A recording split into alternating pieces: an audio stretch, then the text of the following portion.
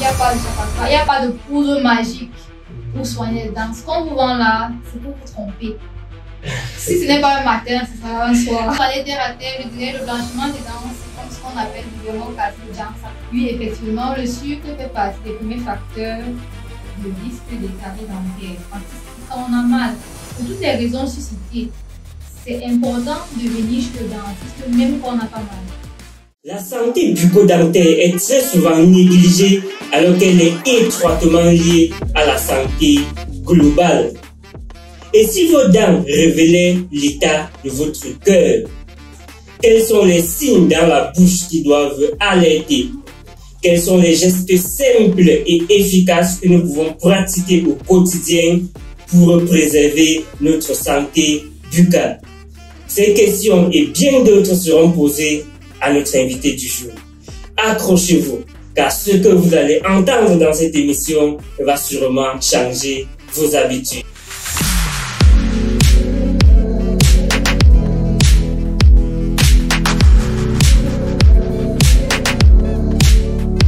Bonjour à tous et à toutes. Merci d'être abonné à la chaîne de santé AI Nature Plus. Merci de regarder l'émission Conseil Santé. Nous recevons ce jour le docteur Kevin Tadrigo. Bonjour et bienvenue docteur. Merci d'avoir accepté notre invitation. Bonjour à AI Nature Plus. Merci également pour l'invitation. Et bonsoir chers téléspectateurs. Docteur Kevin Tadrigo, vous êtes titulaire d'un doctorat en chirurgie dentaire. Vous exercez depuis à peu près une demi-dizaine d'années et vous êtes actuellement en service au cabinet Baden Dental Care à Essos à Yaoundé. C'est bien ça? Oui, c'est bien ça. Merci une fois de plus d'avoir accepté notre invitation. Le plaisir est partagé. Ok, on va entrer directement dans le vif du sujet. Docteur, c'est quoi une bonne hygiène bucco-dentaire? Une bonne hygiène bucco-dentaire, c'est le fait de prendre bien soin de sa bouche, des gencives et des muqueuses, donc la cavité buccale dans son ensemble. Ceci peut se faire par de petits gestes, tels qu'un brossage régulier, j'insiste sur régulier, c'est-à-dire le matin, après avoir mangé et le soir au coucher. Et le brossage ne suffit pas, il faut l'accompagner avec le fil dentaire. Parce que comme vous le savez, les fibres de la brosse à dents ne peuvent pas bien brosser les espaces entre les dents. Et donc, un complément avec le fil dentaire sera optimum pour un bon brossage. Il peut arriver chez certaines personnes qu'on prescrive un bain de bouche, mais ce n'est pas systématique. Donc, beaucoup de personnes, docteur, se brossent une seule fois par jour. Vous estimez que c'est pas du tout suffisant? Une fois par jour, c'est déjà bien par rapport à ne pas se brosser, mais ce n'est pas assez. Idéalement, le brossage doit se faire après chaque repas. Mais dans la pratique, ce n'est pas toujours évident. Comme j'ai dit plus haut, on recommande donc de se brosser le matin, j'insiste, après le repas, pas avant. Et le soir, au coucher. Durant la journée, ce qu'on peut recommander, c'est de rincer la bouche avec de l'eau pour au moins diminuer la quantité de bactéries qui restent sur les dents après avoir mangé en attendant le brossage du soir. Oui, docteur Kevin, et combien de temps doit durer un bon brossage? Un bon brossage doit durer minimum 2 minutes. 2 minutes, 2 minutes 30. Donc, généralement, on divise sa bouche en 4. On a dit 30 secondes par 4 ans. C'est-à-dire que 10 secondes par surface dentaire. On va prendre 10 secondes en haut à gauche, on brosse la face externe. 10 secondes, on brosse la face avec laquelle on marche. Et 10 secondes pour brosser la face interne. Ce que je recommande comme astuce, c'est de mettre sa musique préférée, qui dure à peu près 2 minutes. Et donc, on est sûr qu'à la fin de la musique, on aura brossé toutes les surfaces sans oublier de brosser la langue. Et de prendre même 10 secondes supplémentaires pour brosser la face interne des dents inférieures, parce que c'est une zone de prédilection pour l'accumulation du tabac. La langue également. Oui, docteur, on va parler un peu de caries dentaires. Paraît-il, le sucre, c'est le premier sur la table des accusés? Oui, effectivement, le sucre fait partie des premiers facteurs de risque des caries dentaires. Pourquoi? Parce que lorsqu'on consomme énormément de sucre, il faudrait savoir que un milieu sucré est un milieu propice de prolifération des bactéries. Et donc, s'il y a un seuil de bactéries élevé dans la bouche, forcément, on fera plus facilement des caries. Cependant, le sucre n'est pas le seul. Il faudrait savoir qu'il y a également le temps. Ça veut dire que c'est le sucre à répétition. Donc, si on prend quelque chose de très sucré une fois tous les 6 mois, forcément, il ne fera pas de carie dentaire. Mais si on, par rapport à quelqu'un qui prend le sucre une fois ou même 6 fois par jour. Oui. En dehors de ça, il y a le facteur individuel. Il faut savoir que vous allez très souvent entendre que dans ma famille, on fait beaucoup de caries. C'est vrai, il y a un facteur individuel qui entre en jeu, génétique. C'est-à-dire qu'il y a des personnes que la constitution de leur salive fait qu'ils ont un seuil élevé de bactéries par rapport à la normale. Et donc, pour ces personnes-là, ils feront forcément plus de caries malgré l'hygiène. Il y a même des personnes qui auront un seuil élevé, un seuil faible par rapport à la normale. Ils entendent que moi, je me brosse 2 fois, tous les 2 jours, mais je n'ai pas de caries. En réalité, ce qui se passe, c'est que chez eux, ils ont un seuil plus bas que la normale. Et donc, ils sont moins susceptibles de faire la carie. En dehors de ça, il faut savoir l'épaisseur de l'émail. Il y a des personnes qui auront une épaisseur d'émail très faible. Comme j'avais dit au début, l'émail, c'est comme la couche de protection. Et donc, si on a une couche très fine, forcément, on fera plus de caries par rapport à quelqu'un qui a une couche épaisse. Docteur Tajouego, quels sont les petits gestes que les gens font au quotidien sans le savoir et qui abîment leurs dents? Bon, je vais d'abord commencer par la mauvaise habitude de brosser les dents avant de manger le matin. Oui. La plupart du temps, on se brosse après avoir mangé le matin. On dit toujours que c'est comme laver le linge sale et aller jouer dans la boue. Donc, si on lave le linge et qu'on part jouer dans la boue, on n'a rien fait. On n'a même pas aggravé le problème. C'est pour ça qu'il faudrait d'abord manger. Et puis, on brosse les dents. Ce qui fait que la bouche reste propre toute la journée. Mais si on fait l'inverse, on ne sera pas différent de quelqu'un qui ne s'est pas brossé. Parce que là, les résidus du repas vont rester dans la bouche. Effectivement. À part le fait de se brosser avant de manger, il y a le fait d'utiliser ses dents comme outil. Vous allez voir, il y a des personnes très souvent qui utilisent les dents comme des capsuleurs. S'il vous plaît, ne faites pas ça. Parce qu'à force... C'est proscrit par madame la chirurgienne dentiste. En dehors de ça, vous allez voir des personnes qui vont couper le fil avec les dents, qui vont utiliser les dents comme taille-ongle. Ce qui va se passer, c'est qu'à force de décapsuler les bouteilles, utiliser les dents comme pour découper le fil, bouteiller les ongles, ça va entraîner des petites fissures sur les dents. Et sur le long terme, ça peut entraîner des fractures. Et après, vous allez venir en urgence. Docteur, ma dent s'est cassée. Pourtant, je m'enlève seulement le pain. Or, vous avez eu le temps de créer ces micro-fissures sur la dent. Et donc, un petit geste et la dent se casse. De la même manière qu'on se fracture le pied, on peut également se fracturer la dent. Effectivement. Mais sauf que c'est pas forcément un acte soudain comme le pied, c'est progressif. Donc c'est un acte progressif. En dehors de ça, il y a l'usage du charbon, du citron plus bicarbonate pour blanchir les dents. Ce n'est vraiment pas recommandé. Mais là, vous êtes contre une recette maison, contre une recette de grand-mère, docteur. Et c'est contre vos recettes, pourquoi? Parce qu'il faudrait savoir que le charbon sur les dents va abîmer l'émail. L'émail est comme la couche de protection des dents. Et donc, à force d'utiliser le charbon pour soi-disant blanchir les dents, on va diminuer son épaisseur et bienvenue sur le long terme des sensibilités. C'est le même principe avec le citron. À force de mettre le citron et le bicarbonate sur les dents, on va abîmer progressivement la couche de protection et avec le temps, on peut avoir des sensibilités qui peuvent être légères ou modérées. Maintenant, la différence entre le charbon et le citron, c'est quoi? C'est que le charbon abîme cet émail de façon mécanique, pendant que le citron l'abîme de façon chimique. Et maintenant, pour ceux qui associent les deux, forcément, c'est une double perte. Oui, sur le plan chimique, quel est le processus de destruction? Il faudrait savoir que le citron, c'est un acide. Et nous connaissons tous ce que l'acide fait sur le corps. Donc, c'est le même principe, ça va venir créer des micro-corrosions au niveau des dents. Et dès qu'on va maintenant manger quelque chose, ça va gratter un tout petit peu. C'est un peu ça, tout simplement. Pour revenir au citron, il y a des personnes qui ne peuvent pas se passer du citron, généralement comme thé amincissant ou pour résoudre un quelconque problème de santé. Ce que je recommanderais par contre, c'est de prendre ce thé de citron ou cette tisane de citron avec la paille. L'avantage, c'est que ça touche moins les dents et du coup, ça abîme moins les dents. Et après avoir pris sa tisane de citron, son thé au citron, on rince la bouche avec de l'eau pour diminuer le peu d'acide qui aura touché les dents pendant qu'on buvait ce thé. Ok. Oui, docteur, il y a toute une panoplie de pâtes dentifrices sur le marché. Est-ce qu'elles sont toutes pareilles? Ou alors, sinon, comment choisir une bonne pâte dentifrice? Pour ce qui est des pâtes dentifrice, je recommanderais de prendre des pâtes dentifrice qui ont du fluor. Parce que le fluor permet de renforcer l'émail des dents.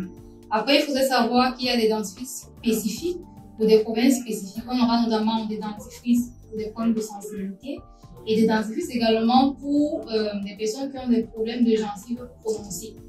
Je ne recommande surtout pas les dentifrices blanchissants. Comme je le dis, je ne le disais jamais assez. C'est toujours mieux de blanchir ses dents en milieu hospitalier sous la surveillance d'un professionnel de santé. Pas dans un salon, pas dans un institut de beauté. Et parlant du blanchiment des dents, de manière triviale, est-ce que c'est conseillé? Si on allait terre à terre, je dirais le blanchiment des dents, c'est comme ce qu'on appelle vulgairement au quartier le jansa des dents. Je ne recommanderais pas. Après, pour des personnes qui veulent absolument avoir des dents plus éclatantes, pas blanches, mais plus éclatantes, ils peuvent le faire une fois tous les 2 ans. Une fois tous les 2 ans. Okay. Et docteur, on a remarqué que beaucoup de personnes, n'est-ce pas, malgré un brossage régulier des dents, font toujours les dents jaunes. Est-ce qu'ils sont maudits, si on peut dire ça comme ça? Bon. Tout comme la couleur de peau, il existe plusieurs teintes des dents. Donc, forcément, les dents jaunes ne signifient pas qu'elles sont malades. Donc, il y aura des personnes, comme il y a des personnes très claires de peau, un peu comme vous, et des personnes un peu moins claires comme moi. C'est ainsi qu'il y a des couleurs, des personnes qui auront des dents plus claires, des personnes qui auront des dents plus sombres, mais ça ne fait pas des personnes avec des dents malades. Donc, on peut avoir des dents jaunes, mais avoir une bouche propre. C'est bien possible. Oui, c'est possible. Par contre, il y a des personnes qui ont des dents jaunes, qui sont malades. Et là, il faudra faire un détartrage pour retrouver l'éclat naturel de ces dents. Et parlant de détartrage, docteur, quelle est la fréquence normale pour un détartrage? Le détartrage est recommandé tous les 6 mois. Parce que 6 mois, c'est le temps qu'on estime pour une personne qui a une bonne hygiène de peau dentaire d'avoir assez de tasse accumulée pour entreprendre ce processus. Et quel est l'endroit indiqué pour un détartrage? L'endroit indiqué, bien évidemment, c'est le cabinet dentaire et ce par un personnel bien formé. Docteur, généralement, quels sont les motifs fréquents de consultation en cabinet dentaire? À 80%, le motif principal, c'est la douleur. C'est une douleur vive. Parce que quand les douleurs sont légères, généralement, les patients ne viennent pas. Ils sont suivis des saignements de gencives. Ah, donc on a rarement les consultations de routine. Rarement. Oui. Et il y a quelques personnes qui viendront pour les problèmes d'alignement dentaire. Donc, ce sont vraiment les trois principaux motifs de consultation en cabinet dentaire. Mais est-ce que le manque d'alignement dentaire, c'est aussi comme ça qu'on l'appelle, est-ce que c'est une maladie, est-ce que c'est une anomalie qui nécessite une consultation? Bien sûr, parce que il faut savoir que les anomalies, d'abord, vont entraîner un problème de confiance en soi. Le sourire est comme le reflet de la personne que nous sommes. Vous voyez que depuis qu'on parle, on ne fait que sourire, moi aussi je souris. Et donc, quand on a déjà une mauvaise perception de soi à cause d'un mauvais sourire, c'est un problème. En dehors de ça, il faudrait savoir que lorsque les dents ne sont pas bien alignées, ça peut entraîner un problème de mastication. Ça veut dire qu'on peut avoir du mal à manger certains aliments parce que les dents ne sont pas bien alignées. Oui, docteur, l'alignement dentaire, je suppose qu'il n'y a pas de douleur. À votre avis, pourquoi est-ce que les gens consultent les problèmes d'alignement? Est-ce que c'est une anomalie? Bien sûr que l'alignement est une anomalie parce que il faudrait savoir que le sourire est comme le reflet de la personne que nous sommes. Et donc, si on a déjà un problème avec notre sourire parce qu'on a des dents pas très bien alignées, ça peut avoir un impact sur toute notre vie, que ce soit personnelle comme professionnelle. En dehors de ça, il y a le problème de mastication. Quand les dents ne sont pas bien alignées, chez certaines personnes, on peut avoir des difficultés à manger certains aliments. Également, il faudrait savoir que le fait que les dents ne sont pas bien alignées vont prédisposer ces personnes-là à avoir plus de problèmes dentaires parce que le brossage ne sera pas optimal. Au-delà des 3 principaux motifs, il y a également le problème d'éruption des dents de sagesse. Il faudrait savoir que c'est la dernière dent à pousser et généralement, elle vient quand l'os est déjà assez mature. C'est même la raison pour laquelle on l'appelle dent de sagesse. Elle a du mal à s'implanter. Voilà. Et donc, chez la plupart des personnes, elles ne vont pas sortir totalement. Elles vont sortir soit inclinées, soit sortir, je vais dire à moitié. Ce qui fait que c'est une zone de prédilection où les aliments vont beaucoup s'entasser. Généralement, sur d'autres cieux, on préfère enlever toutes les dents de sagesse en une fois. Mais nous sommes en Afrique et bien sûr, nous aimons nos dents. Et donc, quand on remarque qu'on a déjà une anomalie. Donc, beaucoup n'aiment pas. Bon, c'est la meilleure solution. Laquelle? C'est-à-dire arracher cette dent-là. Ça dépend, pas systématiquement. Il y a des chanceux chez qui ça sort correctement.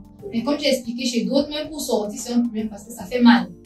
Et il peut arriver qu'on ait même besoin de couper la gencive pour pouvoir l'enlever. Mais si après, on a déjà une difficulté lors de l'éruption, ce qu'on fait généralement, c'est qu'on fait une radio. Si la dent est en train de pousser dans le bon axe, on peut observer. Mais si la dent n'est pas en train de pousser dans un bon axe d'emblée, on va l'enlever parce que ce sera une dent qui sera problématique sur le long terme. Je ne sais pas si vous comprenez ce que je dis. Oui, effectivement. Tout à l'heure, vous avez évoqué la douleur comme principal motif de consultation dentaire. Est-ce que vous conseillez de venir chez le dentiste, même lorsqu'on n'a pas de douleur? Bien évidemment. On ne vient pas chez le dentiste quand on a mal. Pour toutes les raisons suscitées, c'est important de venir chez le dentiste même quand on n'a pas mal. Je vais seulement prendre le cas du détartrage. Comme j'avais expliqué, le détartrage se fait tous les 6 mois. L'avantage de faire son détartrage tous les 6 mois, c'est que ça permet également au dentiste de faire un contrôle général de toute la bouche. Le tartre, c'est quelque chose qui s'accumulera, même si on a une bonne hygiène. Je dis souvent, c'est comme la sueur. Donc, le tartre pour les dents, c'est comme la sueur pour le corps. Ça veut dire que c'est pas forcément parce qu'on a une mauvaise hygiène que le tartre s'accumule. Dès qu'on mange, on aura toujours le tartre. Maintenant, ça dépend.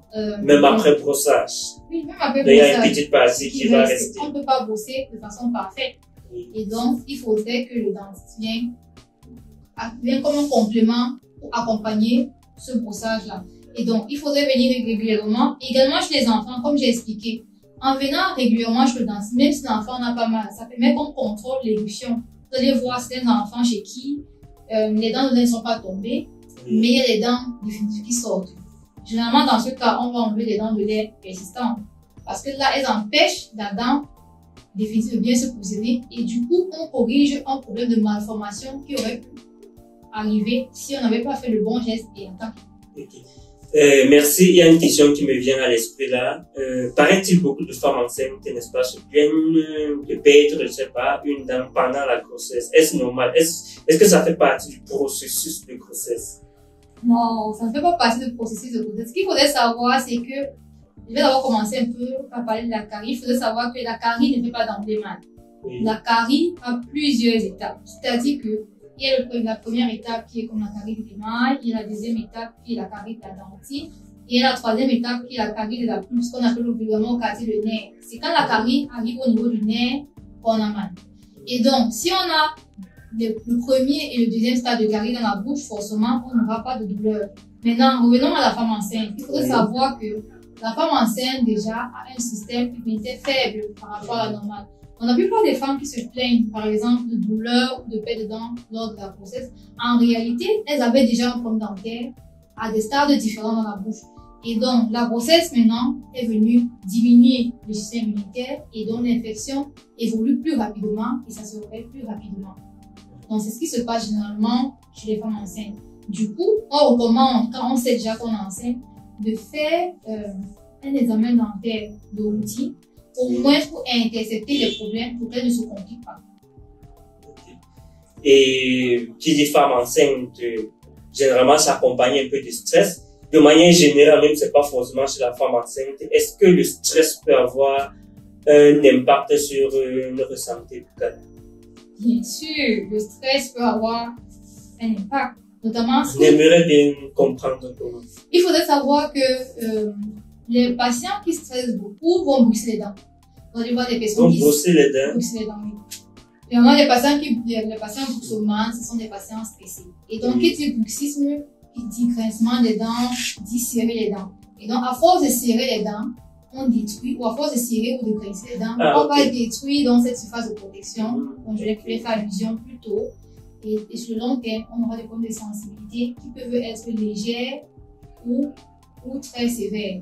En dehors du bruxisme, on va voir que les personnes cesseront des petites habitudes. Mais là, c'est de manière inconsciente sûrement. Oui. Il y aura des je stresse beaucoup. Bon, pas beaucoup, oui. Mais en tant qu'homme, ça de temps en temps, je ne me souviens pas. Non, mais c'est pas ce que je veux dire, c'est que le stress, c'est vraiment par niveau. Oui. Le stress, c'est par niveau. Donc, il y a des personnes qui gèrent mieux le stress que d'autres. Et généralement, même les patients qui bouffent ces dents ne sont même pas au courant qu'ils bouffent ces dents. C'est souvent les conjoints. C'est un processus beaucoup plus inconscient. Oui. Généralement, c'est la nuit. Et c'est la conjointe ou le conjoint qui signale que quand tu dors, tes dents font un bruit. C'est là qu'on se rend compte qu'on a un problème. Ou parfois on reste comme ça subitement sans qu'on serre sous les dents ou on sent une tension au niveau des muscles ici. Généralement, c'est comme ça qu'on peut savoir qu'on est un patient qui pousse ou pas. Mais comme je disais tantôt, en dehors de ça, il faudrait que indirectement le stress va entraîner certains tics. Donc vous allez voir, certaines personnes qui stressent vont soit beaucoup manger, d'autres vont ronger les ongles. Et donc, comme j'avais expliqué, le fait de ronger les ongles tout le temps, sur le long terme, ça va créer des petites fissures qui peuvent aller de petites fissures et finir par devenir des fractures. Et pour des personnes qui vont être boulimiques à cause d'un stress, c'est-à-dire des personnes qui vont constamment manger les aliments pour noyer leurs soucis, on connaît déjà ce que l'alimentation va faire sur les dents. Et d'ailleurs, je dis, c'est vraiment pas recommandé de grignoter entre les repas. Il faut avoir une alimentation saine. Pourquoi? Parce que quand on grignote ou quand on mange, il faudrait savoir que la bouche devient acide après le repas et l'acidité est un milieu propice de prolifération des bactéries. Ce qui fait que quand on mange, quand on grignote tout le temps, la bouche est constamment acide et donc les bactéries sont à leur optimum. Ce qui fait que... Ils se développent mieux en milieu acide. Effectivement, et donc ils seront prédisposés à faire plus de caries malgré le fait qu'ils se brossent le matin, même après le repas et le soir au coucher. Oui, docteur, là, vous êtes en train indirectement de nous demander de ne plus toujours garder les bonbons aux enfants. Je sais comment ils sont sucrés. Non, je n'ai jamais dit ça. Ce que je dis, c'est que si vous aimez donner le bonbon aux enfants, vous devez les habituer à aimer la bourse. Oui. C'est ça. Donc, si les enfants, déjà, on ne peut pas priver les enfants de bonbons parce qu'on connaît le monde où on est. Si vous n'êtes pas à la maison, on les donnera à l'école. Donc, autant mieux surveiller la façon dont ils consomment le sucre. Par contre, ce que vous pouvez faire, c'est de contrôler le brossage. C'est-à-dire que l'enfant ne doit pas dormir avec le bonbon dans la bouche, par exemple. Oui. Si l'enfant part à la fête et qu'il a mangé beaucoup de sucre, il faudrait se rassurer qu'avant de dormir, qu'il ait brossé les dents. Donc, ce sont ces petits gestes-là qui font que, malgré le fait que les enfants mangent le bonbon, on peut contrôler leur hygiène. Et surtout, il faudrait penser à amener les enfants chez le dentiste. Okay. Et parlant d'enfants, docteur, à quel âge est-ce qu'on devrait amener les enfants chez le dentiste? On devrait amener les enfants chez le dentiste dès l'émission des premiers dents, c'est-à-dire à peu près dans les 6 mois.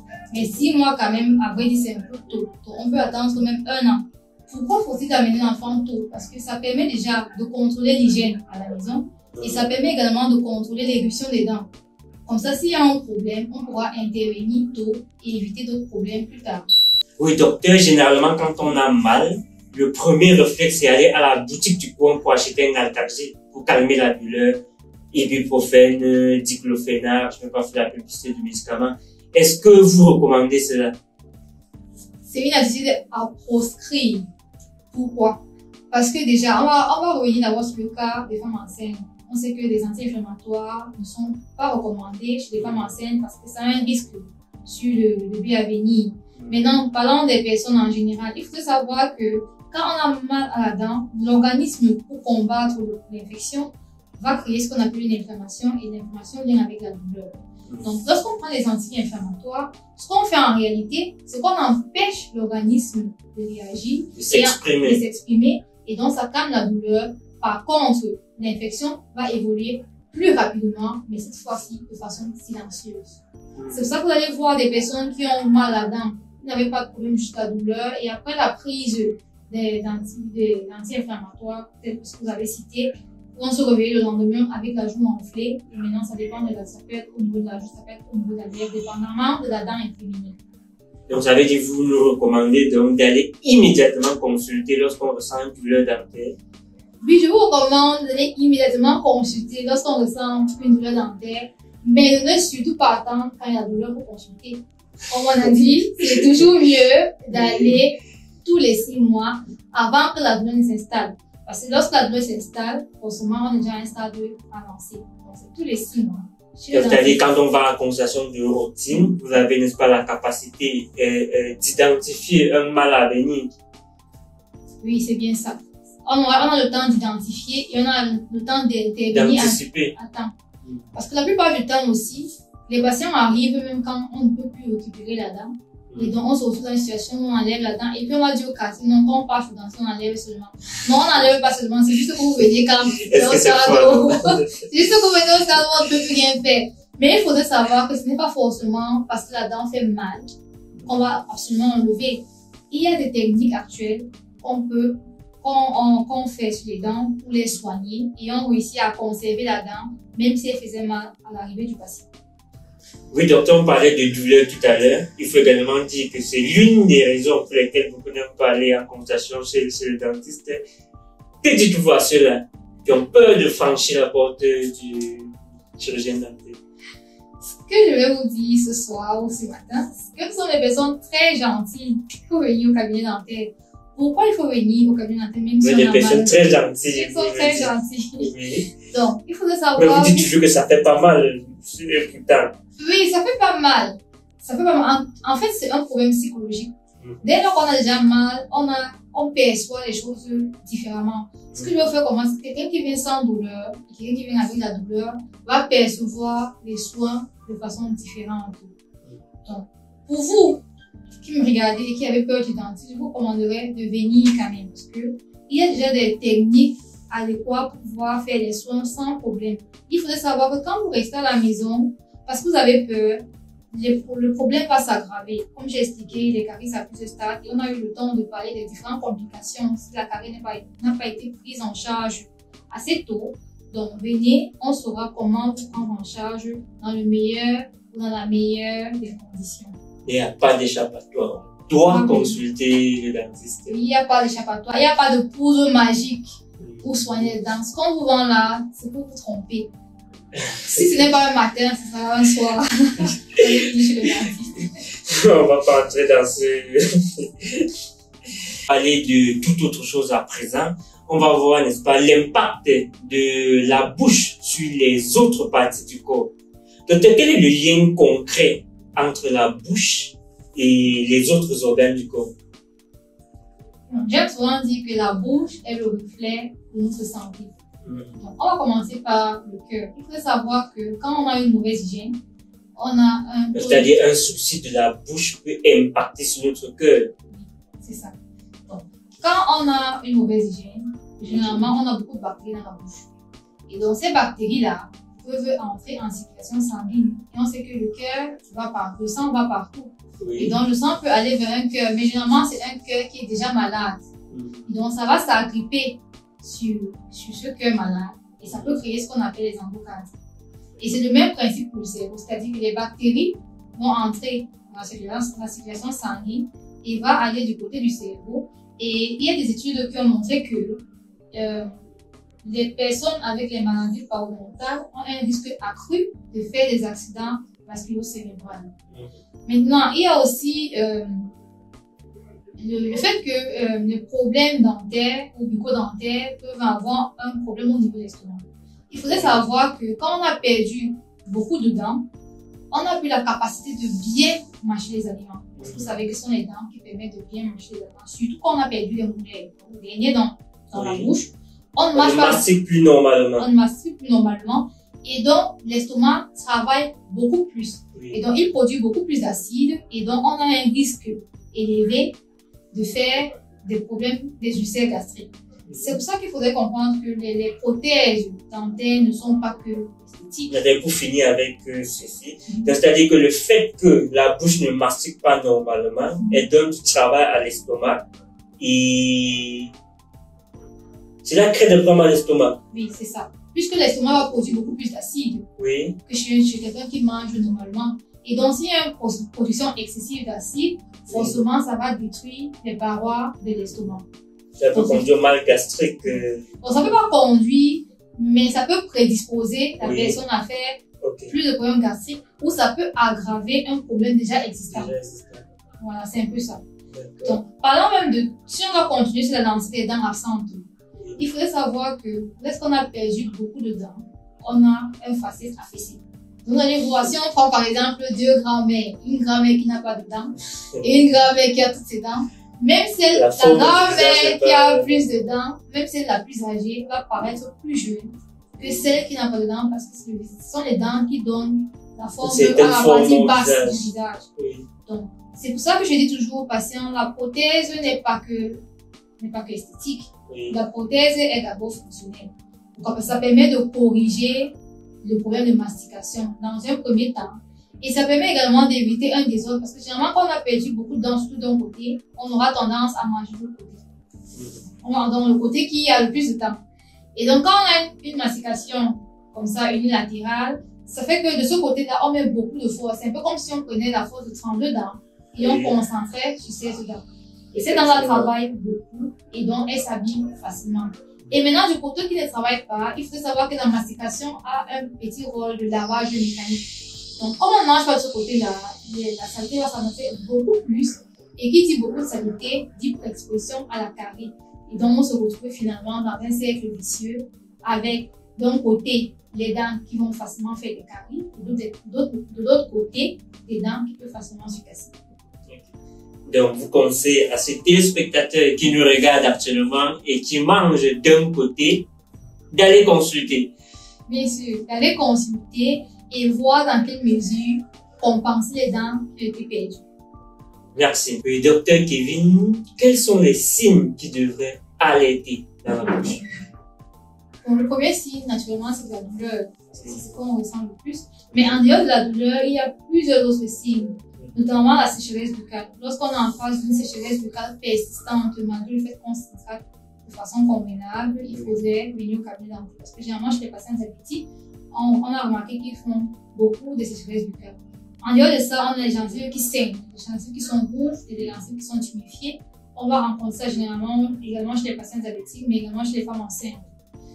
Il y a aussi les dents qui bougent. Si on a l'impression d'avoir une dent qui bouge du jour au lendemain, sans raison, donc lorsqu'on se mit, on ne voit pas de carie, on ne voit rien, ça peut laisser penser à une tumeur. Donc il faudra consulter rapidement pour voir qu'est-ce qui se passe en dessous.